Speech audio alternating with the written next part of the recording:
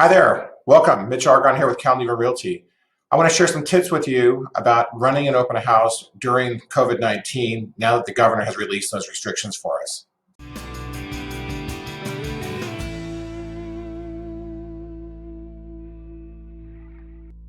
So I had a lot of questions from my agents last week when the governor released the restrictions on the open houses. And so I thought I would share with you guys some of the pros and cons about running an open house. And then secondly, what are some things we should be doing differently when we're running an open house today, in addition to just the standard CDC guidelines and protective measures. So the first thing I want to cover is now a good time to be running an open house?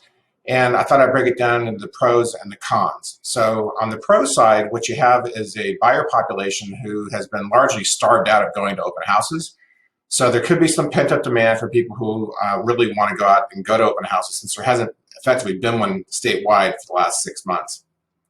The second pro is that the buyers who are coming are probably going to be better qualified than buyers perhaps pre-COVID, because some people may have some concerns about going into an open house, like they might have concerns of going to a store or whatnot, and so they may just skip it. But those buyers who are coming in, I would think would be qualifying themselves a little bit further just by the fact they're showing up. The third thing is that you're only going to have one buyer party at a time in the open house, inside the actual home. So what that does is gives you the ability to focus in on that one buyer and not have the distraction of having to manage multiple parties in an open house at one time, which we've all done before. And that will give you the chance, I think, a better chance of being able to engage with that person, understand their requirements, build some rapport, build some trust, and potentially convert that person into a client to work with going forward. On the downside, or the cons, you may have some concerns from buyers about coming to open houses, so you could see some decreased traffic. You may also have some concerns from sellers about having additional showings. Although I think if I was a seller, I would rather have an open house and have multiple people come through and do the cleaning around that versus a number of one-off showings. Now, the reality is our market has been roaring in the last 6 months since the COVID shutdown. So I don't think we're going to see a tremendous amount of decreased activity simply because the markets are so active right now. So in the end, I think the pros definitely outweigh the cons, and I think this is actually a great time to be running an open house to get some additional exposure for the seller, and of course to be having the opportunity to prospect and pick up some potential new clients as buyers or sellers who come to your open house.